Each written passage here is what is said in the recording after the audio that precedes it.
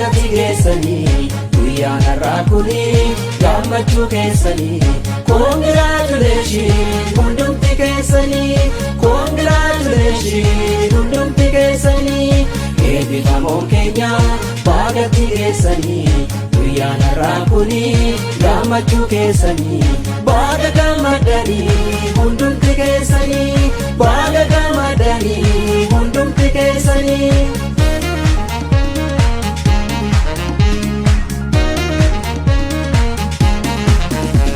Ifati ulfata jirenya tatama Ifati ulfata jirenya tatama Undamo atani arati gesani Undamo atani arati gesani Ebifamo martu ogesa wadama Ebifamo martu ogesa wadama Abdi egereti biya famanama Abdi egereti biya famanama It's a victim-centered to free the trafficked who have been controlled under the trafficker and enabling them to regain their rights, their freedom. This is the perspective of liberal freedom and emancipation. Of course, this is good because I agree with that. Anti-human trafficking is all about law and order. But the problem is, it's not only about law and order. It's about human needs also. The root cause of human trafficking, particularly women trafficking, is poverty. The serious issue, the main root cause is poverty. Unless the issue of the material issue, the human need and the human want is addressed, the poverty issue is addressed by promoting or by trying to implementing only law and order cannot prevent or cannot stop human trafficking. So even, we observe that from international convention to the national to Ethiopia and the local to Arsi, there are a dozen of legal policy instruments. There is no problem with the legal instruments so far, even in a local RC. But the problem is, despite the existence of all this legal framework, this legal framework couldn't stop women trafficking, human trafficking, particularly women trafficking in RC.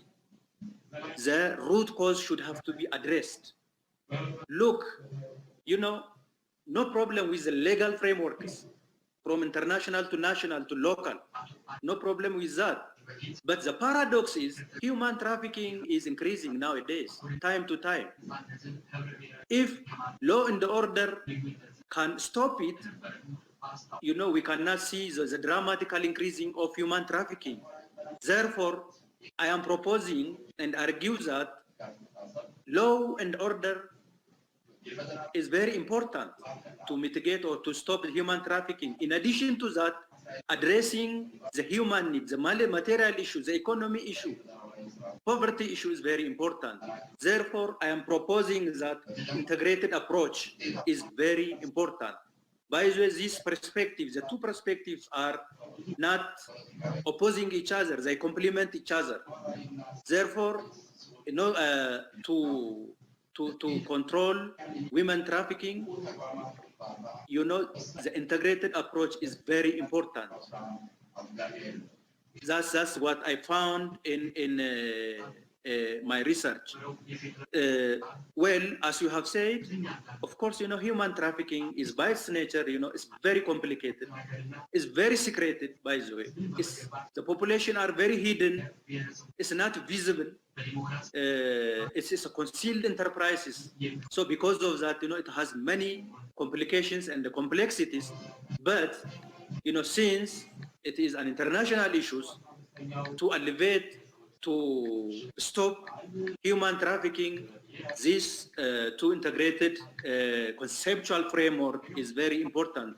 As of me, this is very important, and I recommend the integrated approach. I don't know whether I have got your question or not. Well, maybe just as a very short follow-up, because I think that time May I has ask you probably... to be very brief, because we are otherwise running behind And schedule. I hand over to my next colleague, Chair. Then the examination shall be continued by Professor van der Leun.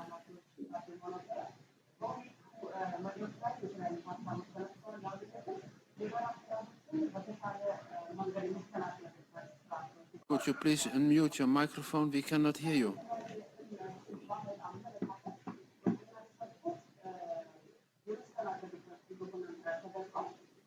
We horen nog steeds niets.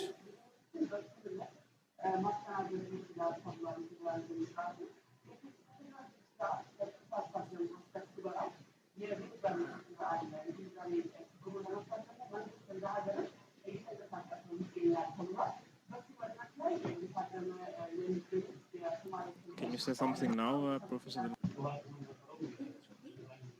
Yeah. Dear candidate, first of all, congratulations with your well-researched thesis. I think you have produced an original addition to the sometimes somewhat repetitive literature on trafficking in human beings worldwide, especially when it comes to the legal frameworks. With regard to the legal side, it has often been noticed that from the trafficking protocol's inception, the United States has dominated the international anti-trafficking law and policy arena, especially in the beginning with the rather aggressive perpetrator-focused approach. When you show your results, the results of this approach are not only disappointing, but if I understand you correctly, also symbolic and sometimes even non-existent in practice. This reminds me of the work by Jamie Chuang on the exploitation creep. And Chuang describes how the US model has been exported without being a good fit with the other jurisdictions' realities. And therefore, for instance, in the European literature, we see a move forward to a more labor rights perspective, which is now seen as more important. And if I look at your empirical findings, in which you emphasize the vulnerability based on structural factors rather than on individual choices or illicit activities, my question therefore is, to what extent would interventions based on a labor approach, also a legal approach, but a different one, and on migrant rights or women's rights, be much more helpful? And in addition to that, and it ties in, I think, with the question before, you state that the two dominant conceptual legal frameworks complement each other, or frameworks complement each other, and you want to integrate them. But could it also be that the present international legal approach towards trafficking in human beings is even counterproductive in other situations than the US model? Thank you very much.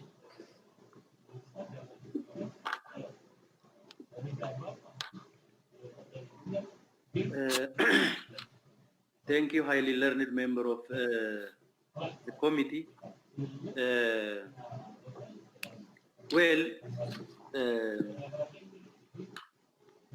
Just I have, as I have tried to state it earlier, the issue of legal policy instrument is very important to address or to stop, the human trafficking. This is when the legal framework is recognized by United Nations. It's a United Nations Convention, and since Ethiopia is one of the signatory country, this legal framework is part and parcel of the Ethiopian legal system. Based on this international legal framework, Ethiopia have produced so many provisions and the proclamations. So far, is good in my view. But the problem here is, especially specific to Ethiopia, at federal level there is a strong commitment to elevate or to stop this women trafficking.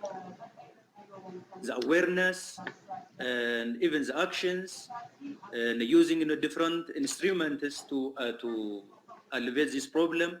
The effort so far at federal level is seems to be good, but the problem is at regional level, at local district administrative, there is no equal understanding between federal and government, even between law enforcement agencies. That is a problem. The federal government formulates the law, but the implementer is the local government, the district government at Arsi level. But even it's not at public level.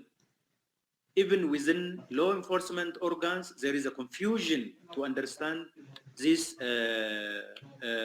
legal frameworks, and because of that, I think its implementation have a problem. And as I have suggested, public awareness is very important.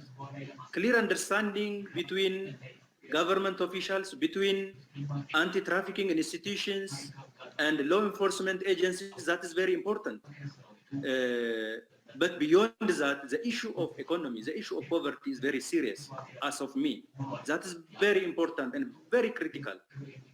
That is the root causes. Unless, the material issue, the poverty issue is addressed, it can be at the local government, at the regional level, unless that issue is addressed, it's really difficult to mitigate or to elevate the issues of human trafficking. It has, as I said, it has so many complicated issues. Even the surprising issue is, even there is a loophole within legal framework also. The law enforcement organs, even since the proclamation didn't clarify who is the trafficker. It's not clear even for law enforcement agencies. They are not clear, because in a recruitment of women trafficking, the families are involved, the friends are relatives, neighbors are involved, and the rural recruiters at village level are involved, the traffickers, the PAs are involved. But who are the traffickers really? It's not clear.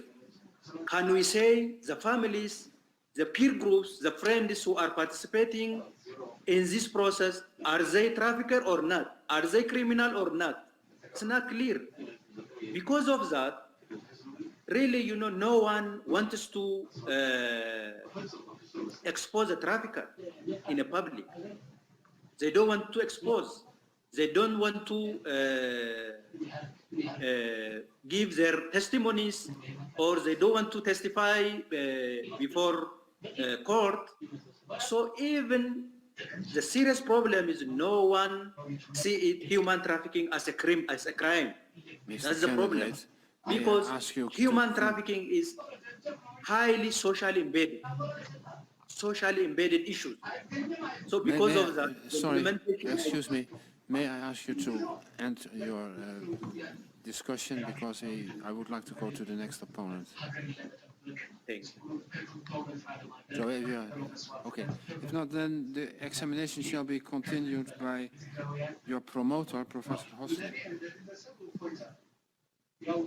Mr. candidate, your research focuses on a tremendously important topic, and it affects many, many lives.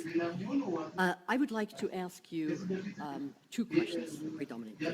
One is, if your research would not have focused on those that have returned, that are kind of free of reprisal, do you think there would have been ways to also get information in another context from those that are still affected and are in the middle of that situation. So in other words, those that have not returned yet, but those that are still in these very vulnerable positions. Is there a way? Could you think about ways that that information could actually be collected? And the second follow-up is, how about collaboration with United Nations offices and agencies like the United Nations Office on Drugs and Crime that is tremendously active, also in the Ethiopian context? Can you tell us something about the alignment of, let's say, the local legal activities with the activities and aims and goals of such an agency? May I ask you for a brief answer, please? Thank you. Highly learned member of committees. I think if I got your question, the first question is about how I have collected the information, the data. It is actually, can you think about collecting the data also for those that have not returned yet? Could you see a way that that could be done?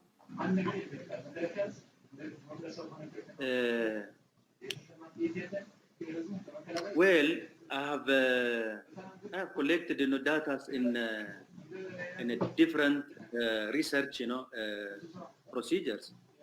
I have used the qualitative and the quantitative approach.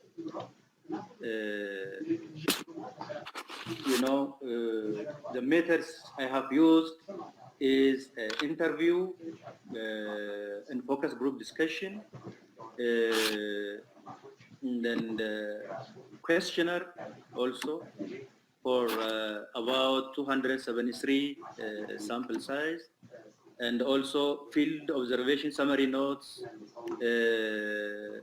and examining the existing legal framework is also another source. So, well, using the questionnaire, I have tried to reach 273 informants, and by using that is very important because it helps me to gather informations, evidences from a large number of sampling size. In this case, of course, questionnaire is very important for the issues of privacy and also the issues of confidentiality. And it helps me to understand about the issues, fully understand about the women trafficking. And also I've used focus group discussion and also interview. So by diversifying this source of information, I have tried to collect the informations and try to analyze based on these sources, particularly for question. I've tried based on data analysis. I have used IPSS software, and for the remaining focus group discussion and interview, I have used content analysis. Based on this, I have tried to collect the data and tried to analyze my thesis. As far as the issues of the alignments of the United Nations in collaboration with specific to my study area, well, Ethiopia is one of the signatories. Ethiopia is the one who ratified, this convention and obliged to implement these legal frameworks.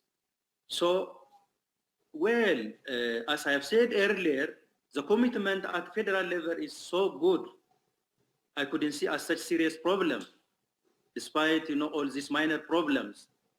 But the problem is not only Ethiopia, even the remaining countries, at international level, they sign any treaties, agreements, but the implementation is totally different. That is a problem.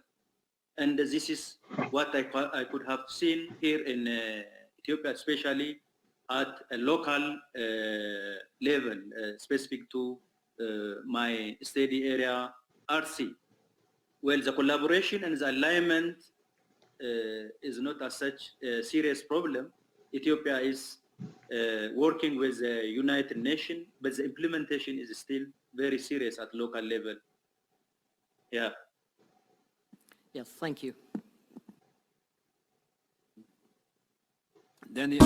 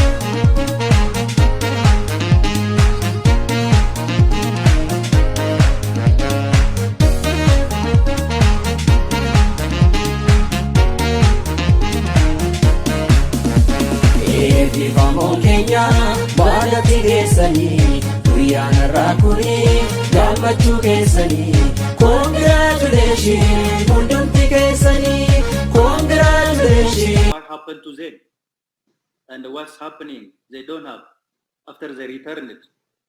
But the traffickers, to find the traffickers is very, very, very tough. Because, they are invisible. Invisibly, they are networked. Some, they know each other, but the remaining, they don't know who the trafficker is, even those parties who are involved in this process. But in this issue, most of the time, when the problem happens, the local... Hora est. Mr. Candidate, the time allotted to the examination.